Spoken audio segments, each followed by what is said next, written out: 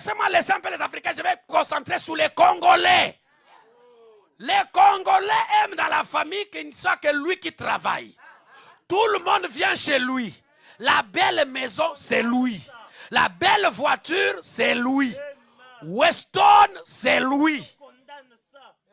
Le français, c'est lui. La défense, c'est lui. Dès qu'il voit un petit neveu, commence aussi à se débrouiller, à atteindre les choses que lui, la haine commence à monter. Je vous assure, il n'y a aucun Congolais qui n'entrera au ciel. Je vais le répéter. Quelqu'un va se fâcher, mais je m'en fous, je suis moi-même Congolais. Aucun Congolais, que tu sois de Brazza, que tu sois de Kinshasa, tu n'entreras pas. Bonjour mesdames et messieurs, bienvenue sur votre plateau de la Sentinelle TV. Toujours là pour encourager, exhorter, édifier ainsi qu'éclairer. Alors aujourd'hui, nous voulons éclairer beaucoup de gens qui se sont sentis frustrés à propos d'un sujet. Et nous avons le privilège de recevoir sur le plateau de la Sentinelle TV un homme de Dieu qui va nous éclairer. Quelle était sa pensée réellement?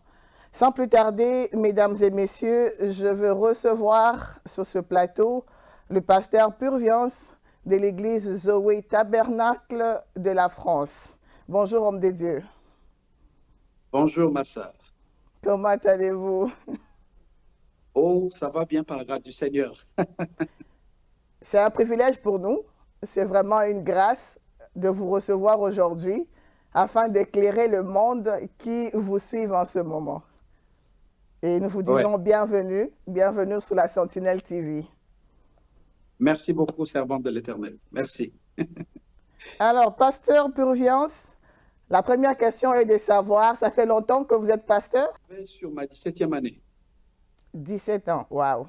Un petit mot pour nous dire comment vous avez reçu Jésus comme Seigneur et Sauveur. Oh, comment j'ai reçu Jésus comme Seigneur et Sauveur. En fait, pour commencer, je suis né dans une famille chrétienne et mon père est pasteur avant moi. Aujourd'hui, il n'est plus là parce que le Seigneur l'a retiré. Et donc, je suis né dans une famille chrétienne, j'ai grandi. Et comme tous les fils de pasteurs, j'allais à l'église, je chantais des cantiques, jusqu'à ce qu'un jour, après un prêche, le Seigneur m'avait vraiment touché à l'intérieur. Et c'est à partir de là que ma vie, ma marche personnelle avec Christ a réellement commencé. Et à partir de ce moment, j'ai su que le christianisme n'était pas une affaire d'héritage. Hein, ça ne se transmettait pas dans le sang, comme on le dit. Mais c'était une expérience que chacun de nous devait avoir avec Christ. Avoir Christ à l'intérieur. Alors, pasteur, ça fait 17 ans que vous êtes serviteur de Dieu. Et aujourd'hui, nous vous recevons parce que nous voulons éclairer. Comme j'ai dit tantôt, la Sentinelle TV est là pour éclairer le peuple du Seigneur. Nous vous avons suivi dans une de vos prédications, bien sûr. Il y a quelque chose que vous avez dit qui a amené un mécontentement, surtout dans une communauté qui est la communauté congolaise, bien sûr. Alors, c'est de ça que nous allons parler aujourd'hui. Alors, nous voulions avoir l'éclaircissement, la lumière sur ce que vous avez dit dans une de votre prêches. Vous avez dit qu'il n'y a aucun Congolais qui n'héritera le royaume des cieux, que ce soit un Congolais de Kinshasa ou du Congo-Brazzaville. Qu'est-ce qu'on peut comprendre par là? Ok. En tout cas, merci beaucoup, ma sœur, pour cette opportunité qui m'est encore une fois accordée, de pouvoir un peu expliquer le fond de ma pensée. Tout de go, j'aimerais d'abord dire aux uns et aux autres que la séquence qui circule aujourd'hui sur la toile est une séquence qui a été amputée d'une vidéo qui dure plus de 3 heures. En réalité, nous étions en train de parler de la nouvelle naissance. Et tout de go, chemin faisant, nous étions en train d'aborder les questions sur les esprits nationaux. Et comme je suis moi-même congolais, je me suis donc à m'attaquer à certaines choses qui sont mauvaises au niveau de notre communauté congolaise. Parce que je me suis dit, je suis congolais, si je pointe les Gabonais, cela peut s'apparenter à une affaire de rejet racial ou quoi que ce soit. Voilà comment comme étant moi-même congolais, je me suis mis à parler de Congolais et j'ai dit, aucun Congolais n'entrera au ciel, que tu sois de Brazza ou de Kinshasa. Et après, si vous suivez la suite de la vidéo, vous allez voir que j'ai dit que aucun Congolais n'entrera au ciel, mais n'entrera au ciel que ceux qui sont nés de nouveau. Donc, je montrais simplement que pour aller au ciel, il faut d'abord sortir de nos esprits nationaux pour recevoir l'Esprit de Christ. Servante de l'Éternel, je crois que vous êtes lectrice de la parole et vous savez qu'un jour, le Seigneur Jésus-Christ, plus précisément dans Jean chapitre 3, verset 3, lorsqu'il s'adresse à Nicodème qui était juif, un grand rabbin à l'époque, il lui dit que nul ne peut voir le royaume des dieux s'il ne naît de nouveau. En d'autres termes, Jésus était en train de dire à Nicodème que bien que tu sois juif, bien que tu sois un grand homme ayant une grande renommée en Israël, tu n'entreras pas si tu restes comme ça. Il te faut naître de nouveau. Et plus tard, l'apôtre Paul, ce grand enseignant des Saintes Écritures que nous tous nous respectons, dans Galates chapitre 3, verset 28, il dit « En Christ, il n'y a ni juif ni grec ».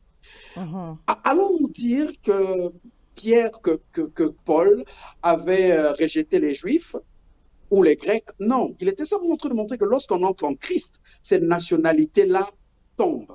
Voyez-vous, ces nationalités-là tombent et on est tous d'une même nationalité en ce moment-là. C'est la nationalité de ceux qui appartiennent à Christ.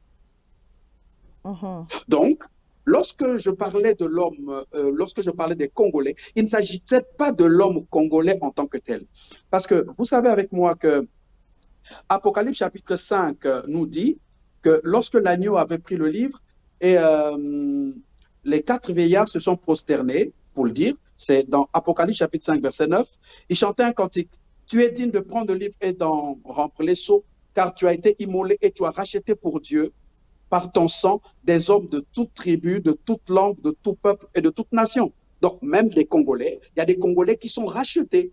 Voyez-vous? Donc, lorsqu'on parlait des Congolais, il ne s'agissait pas des Congolais, vraiment des hommes congolais. Il s'agissait plutôt des esprits congolais.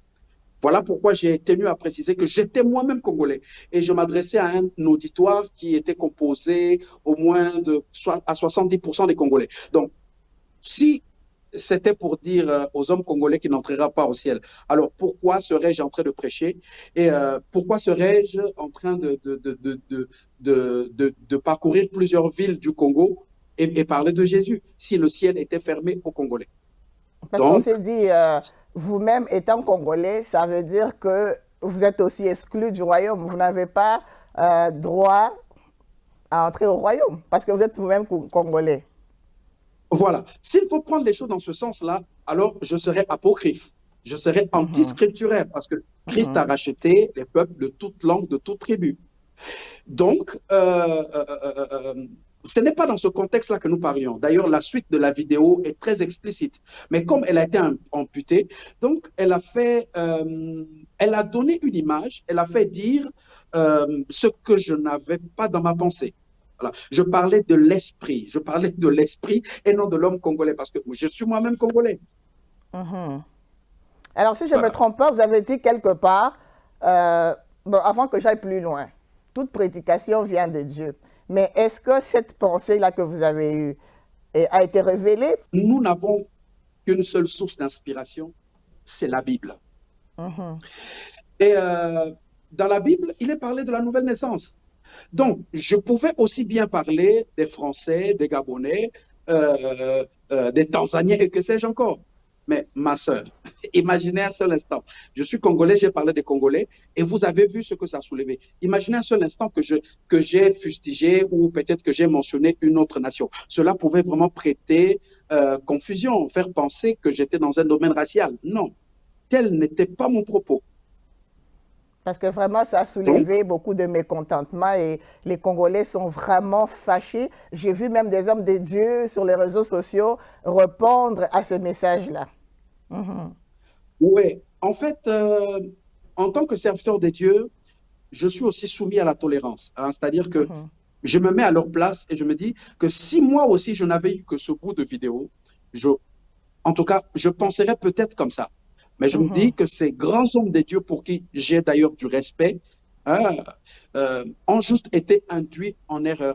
S'ils avaient eu d'autres minutes de la vidéo, ils auraient compris en tant que prédicateur que je ne parlais pas de l'homme congolais, mais des esprits congolais, tout comme je condamne des esprits gabonais, des esprits arabes, ainsi de suite. Moi, je suis de ceux qui croient, ma sœur, que lorsqu'on entre en Christ, on n'est plus ce qu'on était, on est devenu une nouvelle créature. Et on est citoyen du royaume des cieux. Voilà. Mais on peut être congolais et appartenir au royaume des cieux. On peut être arabe et appartenir au royaume des cieux. Mais si on reste congolais et qu'on n'est pas citoyen du royaume des cieux, en ce moment-là, tu es congolais, oui, mais tu n'entres pas. Mais qu'elle nous dit la Bible sur le salut par rapport à ce que vous avez dit, juste brièvement là. La Bible, elle est claire. Lorsque Jésus-Christ parle à Nicodème, parce que Jean chapitre 3, c'est le chapitre, c'est le passage cardinal sur la nouvelle naissance. Jésus est clair que nul ne peut voir le royaume des dieux s'il ne naît de nouveau. D'ailleurs, la Bible dit que la chair et le sang n'hériteront pas du royaume des cieux. Voyez-vous? Donc, la Bible est claire, ma sœur. Nous devons quitter ce que nous sommes pour entrer, pour naître en Christ. Voilà pourquoi la Bible dit que celui qui est né de nouveau, il devient une nouvelle créature en Jésus-Christ. Paul était toujours juif, mais il était un juif né de nouveau. Donc, il appartenait maintenant au royaume des cieux. Donc, Paul n'est pas entré au ciel parce qu'il était juif, mais il est entré au ciel parce qu'il était né de nouveau. Voilà, c'est ce que les Saintes Écritures nous disent. Bon, par-dessus tout, ma sœur, pour ne pas peut-être caporaliser le temps, je dirais, même si je l'avais dit, même si j'étais dans ce contexte-là, pensez-vous que je puisse avoir le pouvoir de fermer à moi tout seul le ciel et le Congolais? Qui suis-je? Je n'en ai aucun pouvoir. Parce qu'on dit que les hommes des dieux, eux, ils ont la révélation directe des dieux, fait que peut-être vous saviez, parce que quand vous avez dit cela, on s'est dit, waouh, peut-être que Dieu lui a révélé que les Congolais sont vraiment exclus. Non, ma sœur, ça serait une aberration. On n'a pas besoin d'avoir un PhD en théologie pour savoir que je ne peux pas fermer le ciel à qui que ce soit. Voilà pourquoi j'ai précisé en disant que je suis moi-même congolais. Donc, s'il faut prendre les choses dans ce contexte, pensiez-vous un seul instant que je dise aux gens, OK, je vous prêche, mais et vous et moi, personne n'ira au ciel.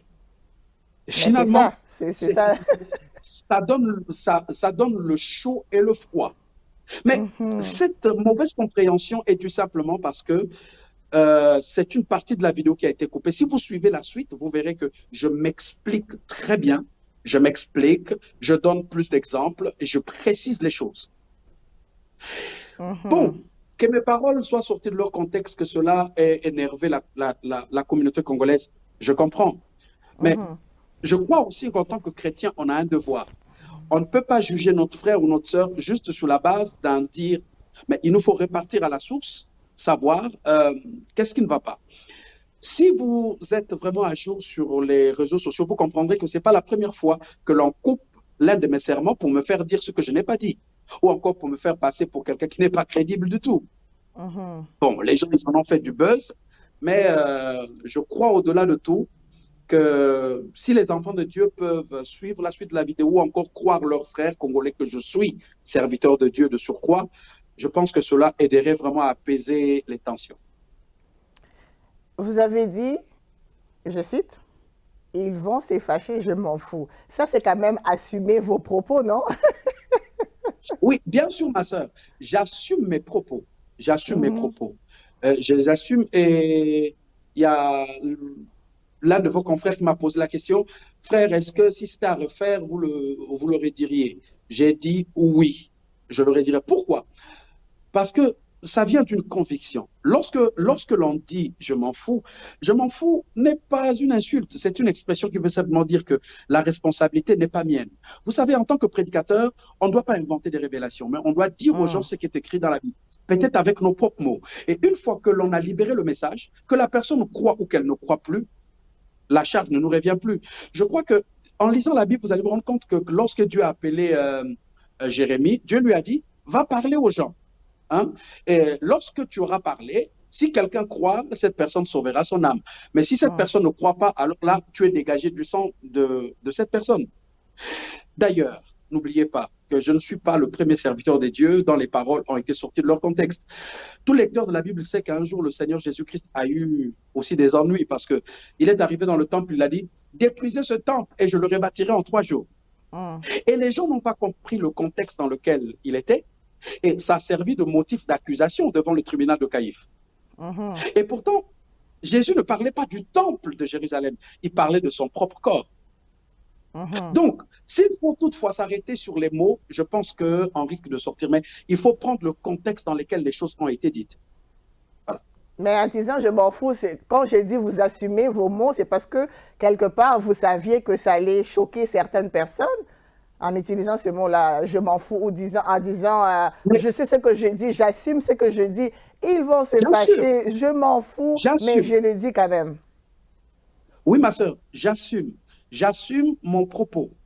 Mais tout mon propos, pas cette moitié-là. Parce que si on s'arrête à cette moitié-là, ça me fait dire ce que je n'ai pas dit. Mais j'assume tout ce que j'ai dit, pas seulement pendant les 2 premières minutes, mais j'assume toute ma pensée. Or, la personne qui a coupé cette vidéo m'a fait sortir, non seulement du contexte dans lequel je parlais, mais m'a fait sortir, en tout cas, a fait de moi un prédicateur anti-scripturaire. Mais sinon, ma sœur, en tant que prédicateur, j'assume. Et je suis de ceux qui croient, ma sœur, qu'on vit dans une société contrastée, dans une société où les gens veulent que les prédicateurs puissent se mettre, je ne sais pas, au même niveau que la société. Mais moi, je crois de tout mon cœur qu'un prédicateur reste archaïque, il reste dans la lettre de cette Bible. Si la Bible dit que les homosexuels, que le mariage homosexuel est condamnable, si la Bible dit que les homosexuels n'entreront pas au ciel, ma sœur, je le dirai, que l'homosexualité est un péché, même si cela peut choquer. Mais je ne dépends pas des hommes, je dépends de Dieu. Ce qui fait que lorsque je le dis à l'église, je le dis à l'église. Mais dehors, peut-être dans la société ou dans une mairie, bon, je me réserverai. Hein. Mais quand je suis à l'église, quand je suis de surcroît devant les enfants de Dieu, j'ai le devoir de leur dire ce que cette Bible dit, tout en sachant que certaines vérités de cette Bible choqueraient certaines personnes. Alors, si nous comprenons bien, mesdames et messieurs, vous qui nous suivez sur la Sentinelle TV avec le pasteur Pruviance de l'église Zoé Tabernacle de la France, il vient de nous éclairer par rapport à ce qu'il a dit ou ce qu'il avait dit, qui a été malheureusement coupé et tout le monde a compris le petit message qu'il a sorti hors du contexte, si je comprends bien. C'est ça, homme de Dieu. Alors, étant donné que cela a été fait ainsi, beaucoup de gens vous ont regardé comme étant une pierre d'achoppement. Qu'est-ce que vous pouvez leur dire? Bon, premièrement, je voudrais leur dire que je me mets à leur place et je peux comprendre leur soulèvement. Deuxièmement, je voudrais dire que je demande, disons, je dirais aux gens que je suis désolé de ce qu'ils aient eu la moitié de la vidéo. Parce que je suis de ceux qui pensent que les Congolais sont intelligents. S'ils avaient eu toute la vidéo ou toute la séquence complète, cela n'aurait pas amené un tel soulèvement.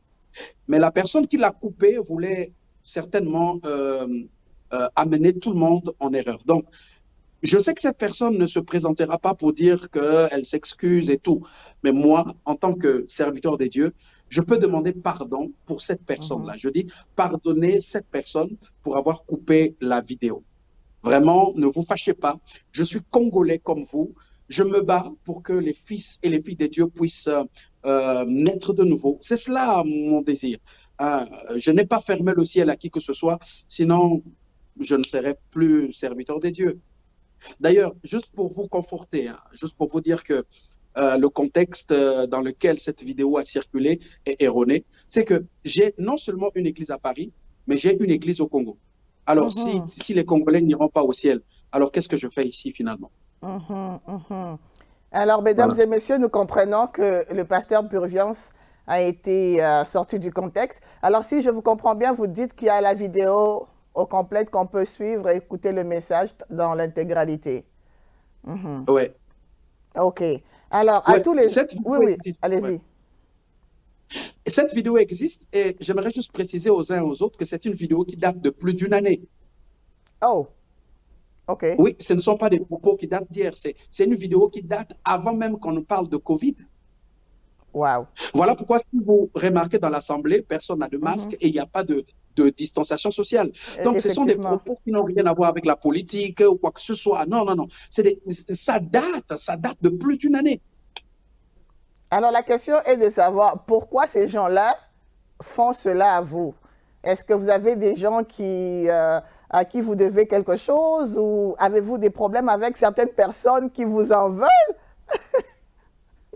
Bon, sur ce point, je serai très réservé. Mais je sais juste qu'il y a des gens qui travaillent pour le diable.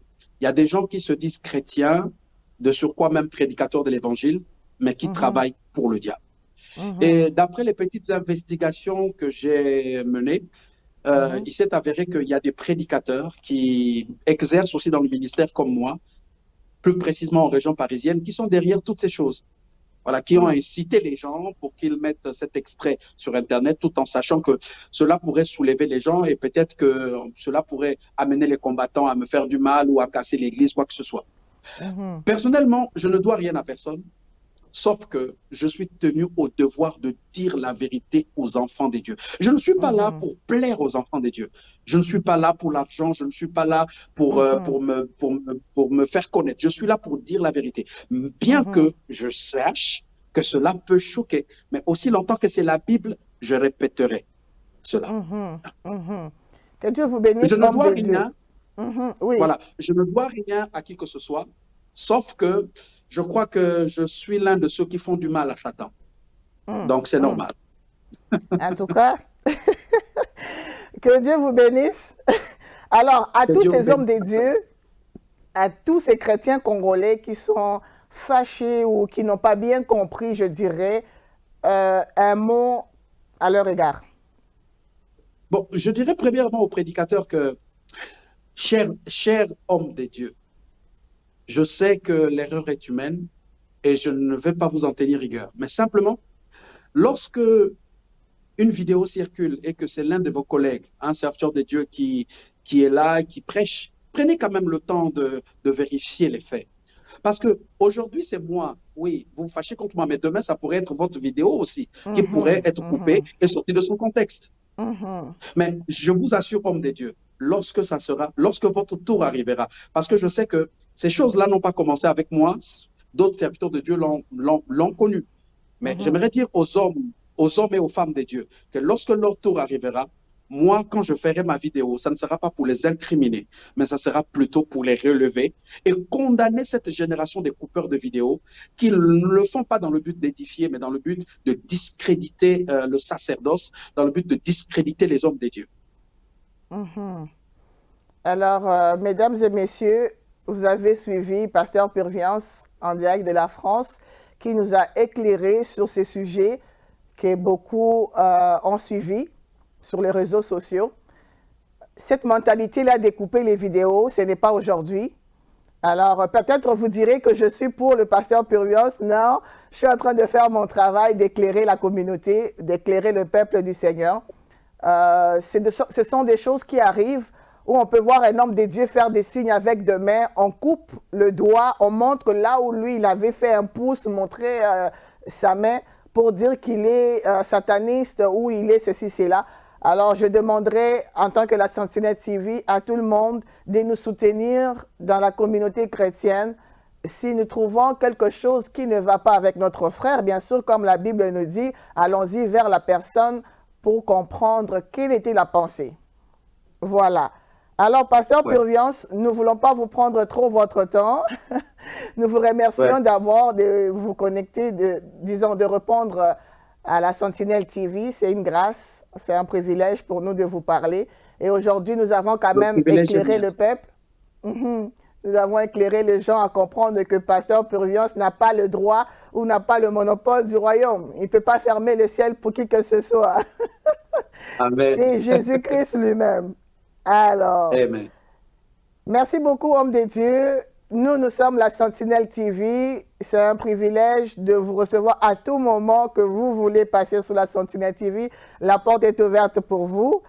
Et Merci beaucoup, nous voulons vous dire, allez-y, oui. Ouais, merci beaucoup, ma sœur. Je suis heureux d'être passé sur votre plateforme parce que je sais qu'au travers de vous, j'ai pu toucher ou apaiser le cœur d'un enfant de Dieu. Et je voudrais, juste pour terminer, rebondir un peu sur quelque chose que vous avez mentionné. D'après Matthieu chapitre 18, si j'ai bonne mémoire, Jésus dit, va vers ton frère. Et c'est ce que nous prêchons à nos brebis. Malheureusement, aujourd'hui, avec l'avènement des réseaux sociaux, cela a été remplacé par va sur Facebook, détruis ton frère, humilie ton frère. Expose-le. Voilà, expose-le. Alors que je crois que la manière chrétienne de faire les choses, c'est que même si aujourd'hui je découvrais quelque chose au sujet de ma sœur qui est là en face de moi, même si j'avais des faits, j'ai le devoir de ne pas dévoiler cela, d'en parler à ma sœur. Parce que lorsque vous dévoilez ces choses, non seulement vous humiliez un serviteur de Dieu, mais vous salissez le camp des enfants de Dieu. Et on donne l'impression comme si c'est tous les hommes de Dieu qui sont des brebis galeuses. Voyez-vous? Et donc, prochainement, soyons un peu plus mesurés. J'aimerais que cette circonstance, cette incidence puisse amener les hommes de Dieu à être un peu plus vigilants parce que aujourd'hui, c'est le pasteur Purviance. C'est sa vidéo qui a été coupée. Demain, ça risquera d'être quelqu'un d'autre. Exactement. Merci. Parce qu'il y a aussi les païens qui se moquent de chrétiens. Il y a des gens qui pouvaient se convertir, qui regardent et disent « Oh, mais les chrétiens se comportent comme ça, comment je vais entrer dans leur camp ?» Et ils se retirent. Oui. Ouais, ça fait la honte. Ça fait la honte. Vous savez, quelles que soient nos différences, quelquefois dans notre théologie, dans notre manière de voir certains points élémentaires de la parole, on peut être différent. Mais on doit savoir une chose, qu'on travaille tous pour un seul maître. Ce maître, c'est le Seigneur Jésus-Christ. Et nul n'a le droit d'écarter un autre serviteur des dieux du champ. Il n'y a que Dieu lui-même qui sait le faire. Si Dieu ne veut plus que le pasteur Purviance Mavungu puisse exercer, Dieu va l'écarter. On n'aide pas Dieu. Un jour, Uza, qui avait des bonnes intentions, a voulu toucher l'arche. Il a voulu aider l'arche. Il avait des bonnes intentions, mais Dieu l'a frappé. Donc, on n'aide pas Dieu. Si Dieu veut éliminer un serviteur ou une servante qui est là, Dieu sait mieux le faire. Ce n'est pas notre devoir à nous d'aller sur les réseaux sociaux, d'aller exposer tel ou tel homme de Dieu. En le faisant, en fait, au lieu de travailler pour Dieu, on travaille pour le diable. S'il y a des conflits entre nous, on a des procédures chrétiennes pour arranger tel ou tel autre cas. Allez et faites les nations, les disciples, nous dit la Bible. Alors, un mot de la fin pour ceux qui nous suivent, qui n'ont pas encore reçu Jésus-Christ comme Seigneur et Sauveur. Je vous laisse les inviter à Christ. En tout cas, quant à vous, vous qui nous suivez, vous qui n'avez pas encore reçu Christ, j'aimerais simplement vous dire que l'heure est grave. Vous voyez, lorsque le Seigneur Jésus-Christ était sur la terre, il a prédit des signes qui devaient précéder sa venue. Et parmi ces signes, il y avait des pestes, des pestilences. Et nous voyons aujourd'hui qu'il y a des maladies qui sont en train de se répandre partout. Et aujourd'hui, il y a le coronavirus qui a déstabilisé même l'économie mondiale. Voyez-vous, on a la couche d'ozone qui nous pose problème. On a la dépravation des mœurs à gauche et à droite. Nous sommes de nouveau repartis au temps de Sodome et de Gomorrhe. Tous ces signes prouvent que le Seigneur Jésus-Christ est à la porte. Et j'aimerais dire ceci, mon frère, ma sœur, l'heure n'est plus à la rigolade. L'heure n'est plus aux causeries inutiles. C'est l'heure où chacun doit donner sa vie à Christ. Je ne vous demande pas simplement d'adhérer à une église, mais je vous demande de donner votre vie à Christ.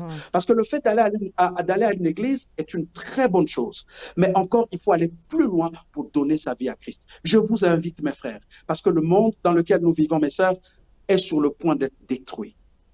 À quoi vous servirait-il de gagner le monde entier si vous n'avez pas Jésus dans votre vie? Jésus, c'est le seul qui est avec vous, qui sera avec vous dans les bons comme dans les mauvais jours. Donnez-lui votre vie et je crois de tout mon cœur que lui ne vous décevra jamais. Et l'un de ces jours, lorsque la vie terrestre s'arrêtera, lui sera là pour vous tenir la main et vous faire entrer dans le royaume. Que le Seigneur vous bénisse richement. Sachez que je vous aime. Hein, à vous qui avez insulté, à vous qui avez dit toutes choses, je comprends et je pardonne. Donc, je pardonne aussi la personne qui a coupé la vidéo. Mais à quoi sert une vidéo? C'est juste pour nous faire passer du temps. Au lieu d'être là en train de critiquer les hommes de Dieu, ma soeur, mon frère, donne ta vie à Jésus. C'est la chose la plus essentielle. Amen. Si un serviteur de Dieu s'écarte, Dieu s'en chargera. Mais toi, qu'en est-il de ton âme? Où passeras-tu l'éternité? Voilà. Ça, c'est une très bonne question. Où passeras-tu l'éternité? Pasteur Purviance, un mot sur votre ministère, sur votre église, pour ceux qui vous suivent. Bon, je suis pasteur. À Paris, je suis à la tête de l'Assemblée Zoé Tabernacle de France. Nous sommes une église chrétienne et nous prêchons cette Bible, parce que cette Bible est notre seul absolu. Et notre seul objectif, c'est de préparer les âmes pour l'enlèvement. Et depuis peu, j'ai une autre église ici au Congo.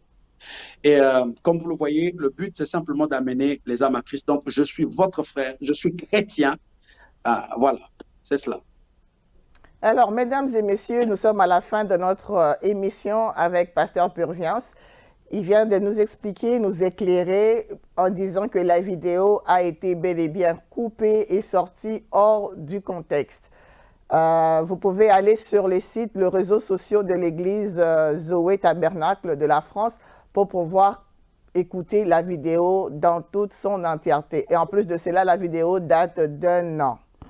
Et nous vous invitons, mesdames et messieurs, à pouvoir aller à la source pour écouter, réécouter le message pour comprendre ce que le pasteur voulait exactement dire.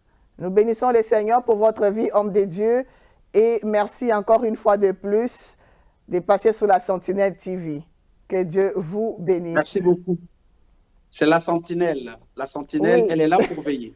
Merci. Amen, amen, amen. Que Dieu vous bénisse. Merci beaucoup, ma soeur. Merci beaucoup. Que le Seigneur vous bénisse richement. Au revoir. Amen. Au revoir. Voilà, mesdames et messieurs, nous vous disons merci à vous tous qui nous avez suivis sur la Sentinelle TV. Nous venons de parler avec l'homme de Dieu, le pasteur Purviance de l'église Zoé Tabernacle de la France, sur ce sujet qui a alimenté le cœur de plusieurs, qui a amené le mécontentement dans l'Assemblée Corps du Christ, particulièrement les Congolais, sur ce message qui a été publié sur les réseaux sociaux. Comme nous sommes là toujours pour éclairer le peuple de Dieu, nous avons voulu aller à la source pour comprendre quelle était la pensée de l'homme de Dieu sur ce message. Et vous l'avez entendu, nous tous, nous l'avons suivi et il nous a éclairés. Voilà, nous vous disons merci et nous vous invitons à vous abonner. Allez vous abonner, mesdames et messieurs, à tous ceux qui sont déjà sur Facebook. Je vous invite d'aller vous abonner sur YouTube. Vous ne manquerez pas nos émissions dans toute l'intégralité. Je vous invite à vous abonner sur Facebook, à partager massivement la Sentinelle TV qui est toujours là pour vous faire du bien. Que Dieu vous bénisse et à très bientôt.